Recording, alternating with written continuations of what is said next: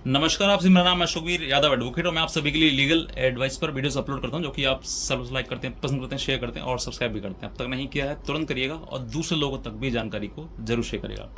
आज का जो वीडियो है, मैं कहता हूँ इस वीडियो को आप स्किप मत करना, पूरा देखना। मेरा आपके भविष्य में आने वाली चीज़ों को लेकर कुछ चिंतन है, वो मैं आपके साथ शेयर करना चाहता हूँ, क्योंकि अब इस जमाना बदल चुका है। एक समय ऐसा होता था कि जिसके साथ शादी हो गई वो ही मेरा परिवार है, वो ही मेरा पति है और वो ही मेरा 7 जन्मों तक का रिश्ता है। लेकिन अब रिश्ता 7 महीने 7 साल में ही टूट टाट के खत्म हो जाता है और नया रिश्ता बनाने की कोशिश की जाती है।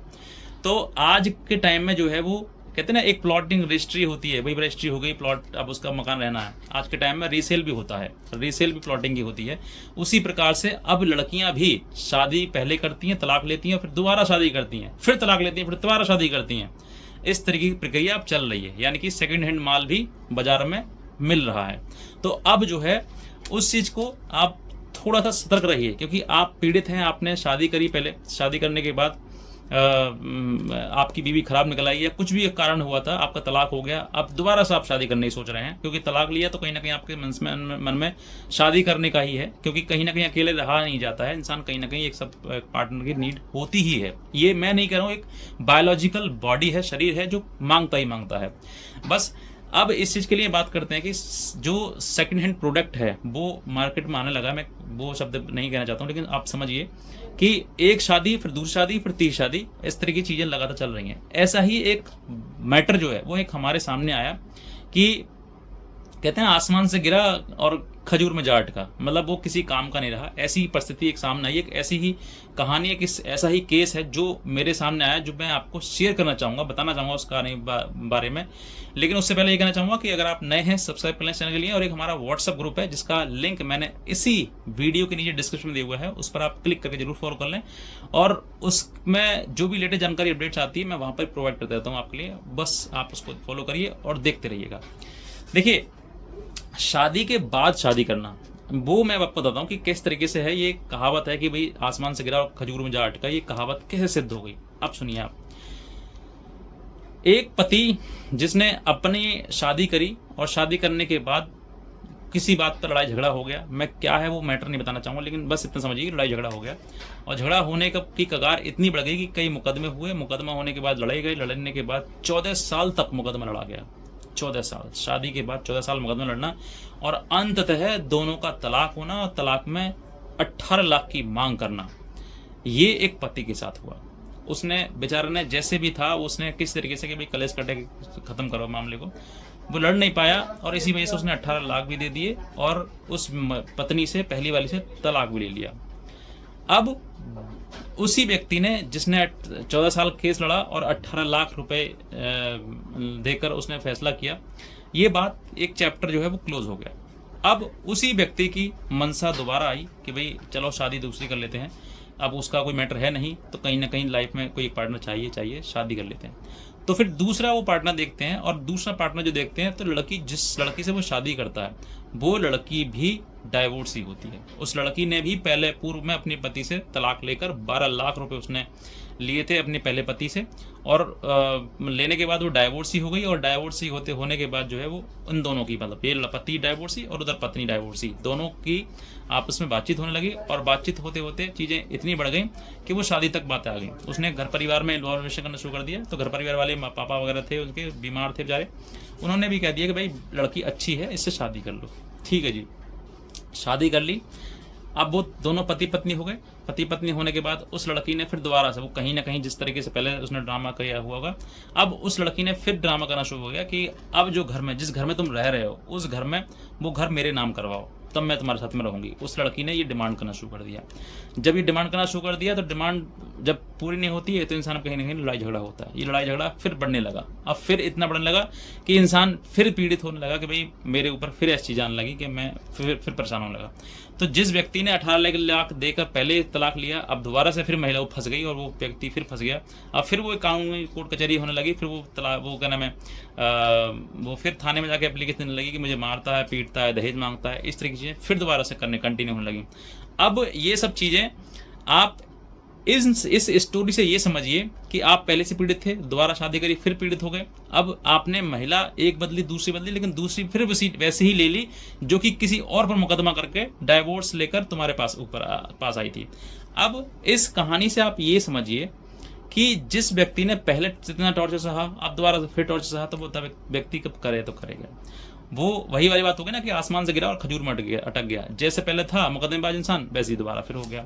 तो अब मैं आपको एक इस बात से सीख देना चाहता हूं कि आज के समय में शादियां हो रही हैं, शादियां अब सेकंड मैरिज हो रही हैं। ज़्यादातर अधिकतर ये भी सामने आ रहा है कि सेकंड मैरिज ज़्यादा हो रही हैं अब, क्योंकि कहीं ना कहीं मैटर चल रहे हैं और मुकदमे चल रहे हैं, तो मुकदमे दौरान कोई ना कोई कहीं ना कहीं छिपा छिपी से शादी कर ही रहा है। तो ऐसे समय पर आपको सतर्क होना चाहिए, सावधान होना चाहिए। आप मतलब डाइवोर्स ही हैं, तलाक आपका हो गया है या नहीं हुआ है, आप पति हैं और आप किसी और अन्य महिला से शादी करना चाहते हैं, और वो महिला भी ऐसी है जो कि अपने पति पर मुकदमा करके आई है या उससे तलाक लेकर आई है, तो आप सावधान हो जाइए। आप ये मत समझिए कि ये मेरे साथ आकर रहकर मेरा जीवन अच्छा कर देगी। आप ये समझिए कि उस महिला ने, जिस महिला वो अपने पति के साथ नहीं गुजार पाई सही से टाइम, उसने तलाक ले लिया, तो वो कल को तुम्हारे साथ में किस तरीके से व्यवहार करेगी, आप इस चीज़ का अंदाजा जरूर लगाइए। जिस लड़की से आप बात करोगे, क्योंकि आज के टाइम में फ़ोन है, टेलीफोनिक बातें हैं, पहले से शादी से पहली बातें होनी शुरू होती है, मिलना शुरू हो जाता है, बातचीत करना शुरू हो जाता है। तो आप ये समझ कर देखिए कि जो महिला आपसे मतलब किसी और से तलाक लेकर आई है, आपने उससे सवाल पूछोगे, बातचीत करोगे, भाई कैसे हुआ था, क्या हुआ था, तो वो स्टोरी बताएगी जिस स्टोरी में उसका कोई भी आरोप नहीं होगा। यानी कि उस स्टोरी में वो व्यक्ति अपने आप को इनोसेंट बताएगी, वो कहेगी मेरा कोई गलती नहीं थी, मेरा कोई कसूर नहीं था। लेकिन आप उसके साथ समय बताइए, साल 2 साल रहिए, लिव इन में रहिए, चाहे कैसे भी रहिए, लेकिन आप जब सामने रहेंगे तो आपको पता लग जाएगा कि उसका असली चेहरा क्या है। इसीलिए आप ऐसी लड़की से शादी मत करिए बिल्कुल, जो सेकंड हैंड हो या फिर किसी प्रकार से उसने सेकंड मैरिज करने जा रही हो, क्योंकि उसने उस पति के साथ में भी वही दुर्व्यवहार किया होगा जो कि उसने। आप पूछ कर देख लीजिए कि भाई मुकदमे किए थे, हाँ मुकदमे किए थे। एक बार मुकदमे की फाइल भी देख लेना, आप कोर्ट में जाकर रहती है। ये मत समझना कि भाई तलाक हो गया तो फाइल भी खत्म हो गई, फाइल भी वहीं रहेंगी कोर्ट में। तो आप उनको फाइलों को देख लेना कि उसने क्या लिखवाया पति ने, या फिर उसके पहले पूर्व पति से एक बार बातचीत भी कर लेना कि भाई कैसी महिला है ये, क्योंकि तुमसे कहीं ज़्यादा बेहतर वो पति जानता है जिसने वो सहा है, झेला है। अगर ये महिला अच्छी होती तो ये उस पति को छोड़कर तुम्हारे पास में आती ही नहीं, और कितना भी हो जाता वो पति नहीं छोड़ता। अगर ये महिला छोड़ती तो छोड़ती, लेकिन वो पति नहीं छोड़ता, क्योंकि अच्छी चीज़ को कोई नहीं छोड़ना चाहता है और बुरी चीज़ को हर व्यक्ति त्यागना चाहता है। तो आप ये समझिए कि आप उसको इनोसेंट समझ रहे हैं, तो इस इनोसेंट समझने की भूल बिल्कुल मत करिए। अगर आप करेंगे तो भविष्य में वही परिस्थिति हो जाएगी जो उसके पूर्व पति की हुई थी, और अब उससे ज़्यादा बदतर तुम्हारी कर दी जाएगी, क्योंकि उस टाइम पर उसको एक्सपीरियंस नहीं था कानून से लड़ने का, लेकिन अब वो अनुभव है। अब उसको एक्सपीरियंस है कि कहाँ क्या गलती है मेरी, क्या मुझे सुधार करना है, किस तरीके से मुझे लड़ना है। तो वो अनुभवी व्यक्ति है। आप ऐसे अनुभवी व्यक्ति से थोड़ा सा दूर रहें कृपया करके। शादी करनी है तो अच्छे व्यक्ति से करें, अच्छी लड़की से करें। और एक टिप मैं आपको देता हूँ, उसी लड़की से करें जिस घर में जिसकी माँ की ना चलती हो, पिता की चलती हो, भाई की चलती हो, यानी कि पुरुष की चलती हो घर में, उस घर से आप शादी कर लीजिए, जीवन भर बढ़िया रहोगे, आपका अच्छा रहेगा। लेकिन जिस घर में आपकी माँ मतलब लड़की की माँ की चलती है, या फिर लड़की की चलती है, या फिर महिलाओं की चलती है, उस घर में शादी बिल्कुल मत करिए। मैं कहता हूँ क्योंकि कहीं ना कहीं वो लड़की उसी माँ से सीख कर आई, क्योंकि पहला स्कूल माँ ही होती है, चाहे बेटा हो चाहे बेटी हो। अगर उसकी माँ अपने घर में चलाती है तो वो बेटी भी तुम्हारे घर में अपनी ही चलाएगी, जैसे तैसे चलाए, कैसे भी चलाए, वो अपनी चलाएगी, रहेगी तो उसी आधार में रहेगी, उसी आवास में रहेगी जिस तरीके से वो अपने घर में उसकी माँ रहती है।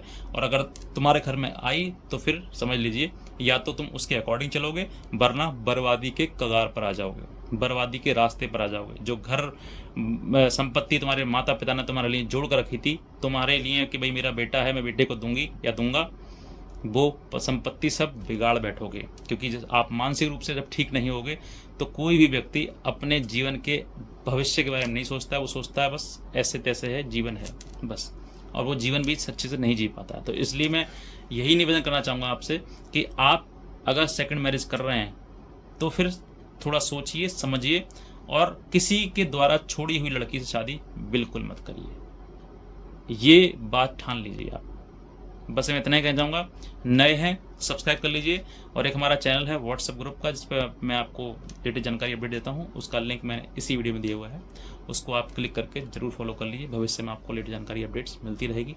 इतना ही कहना चाहूँगा। आज का वीडियो देखने आपसे बहुत धन्यवाद।